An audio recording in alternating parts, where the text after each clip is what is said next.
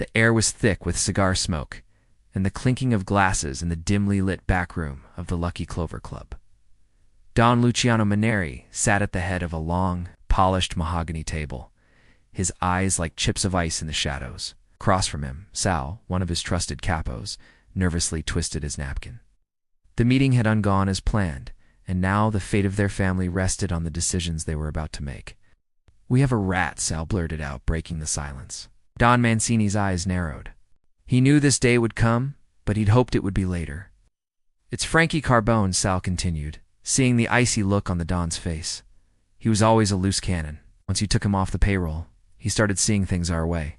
So we thought getting rid of that snitch would put things to rest." Don Manieri nodded slowly. Frankie Carbone had been a problem for years, a hothead who couldn't keep his mouth shut. But when the FBI arrested him for a botched robbery and put him away for 20 years, the Don had taken him off payroll. It should have ended there. But instead, Frankie found his own crew and tried to muscle a casino for protection money. When the Don found out, he sent Luca and Sal to bring Frankie in, and that was when the leaks started. The cops were moving in on their crews like sharks smelling blood. "Why didn't you kill the bastard?" Don Manieri asked, his voice low and dangerous. Sal shook his head. Luca said the same. He thought maybe bringing him here, making him an offer he couldn't refuse. He'd be more useful than harmful that way. The Don grunted, his eyes blazing. He knew what that offer was, what it meant for Frankie and his family. To join them or die. But Frankie had chosen death. He blew up a shipment of product. In retaliation, the Don ordered Luca to rough him up, send him a message. But the very next day, the feds raided a social club, arresting several of their men, including Luca. It was Frankie's crew. They had set it up. Sal looked at the floor. "I figured it out. Frankie had to go. If he was going to talk, I wanted him dead before he could hurt us more." The Don remained silent, turning his glass slowly in his hands. This was not how it was supposed to go. He'd put away 30 years, built this empire from nothing. He wasn't going to let some punk kid with a screw loose blow it all apart. "What do we do, Don?" another capo Polly asked. The question hung in the air. What do you do when your enemies are inside your house? How do you find the traitor among friends when your own eyes can't see through the walls? Don Manieri finally looked up, his eyes hard as diamonds. "We hit him where it hurts. His family." Hours later, in a quiet neighborhood in Little Italy, Frankie's brother Benny stood outside his house. His wife and kids inside didn't know they were being watched. As he opened the front door, 2 burly men stepped out from behind bushes. Benny frowned, instantly on guard. "Can I help you?" The men stayed silent, blocking his way. One of them reached into his pocket and pulled out a photo. Benny's blood ran cold. It was a picture of his little sister, Gina, the baby of the family. She was just 16. He took a step back. "What do you want?" "Need your sister to make a phone call," one of the men said. "Your brother got himself killed. Need her to tell your mother, the family." Benny roared, lunging at the man. He was too slow. The other man grabbed him by the collar, slamming him against the wall. "She's not going to say anything," he growled.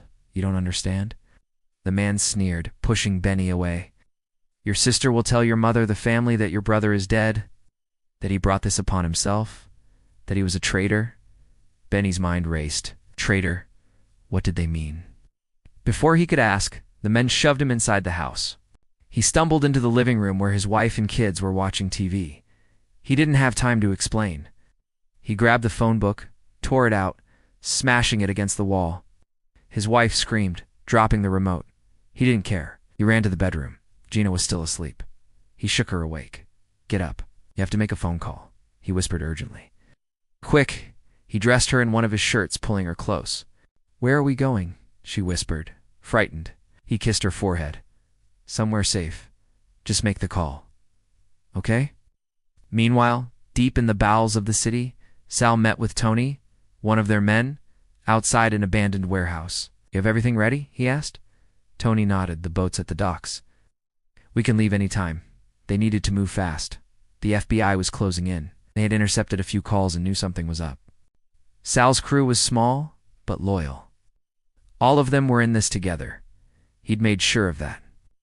As dawn broke over the city, Benny and Gina arrived at the Don's house. Benny knocked on the door. Before he could ring the bell, it was open. A tall, thin man stood in the shadows, beckoning them in. "Come with me," he said quietly. The Don's study was lined with bookshelves, each holding hundreds of old hardback books. At the far end of the room, Don Manieri sat behind a large oak desk, his face impassive. Benny felt a chill crawl up his spine. He could feel the Don's eyes boring into him, judging him. "My brother," Benny began, his voice shaking. The Don raised his hand, silencing him. "He's dead," he said softly. "But I believe you can help me. With the right incentives, of course." As the morning sun filtered through the windows, the Don laid out his plan. Benny and Gina were key parts of it. They would play the role of grieving family, gathering the remaining crew together under Benny's leadership. Then they would leave town, start a new life somewhere far away. The Don was taking no chances.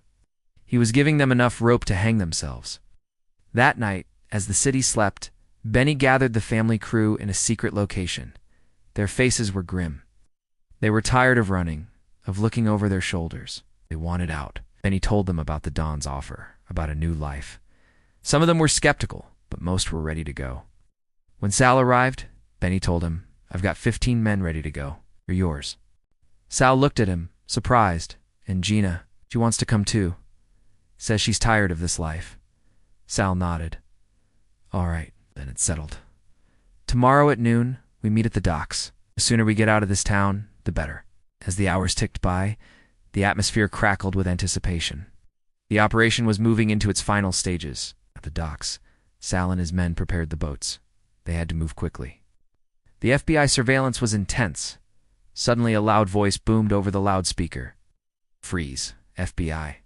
Sal whirled around, spotting a dozen agents surrounding him. They were too late.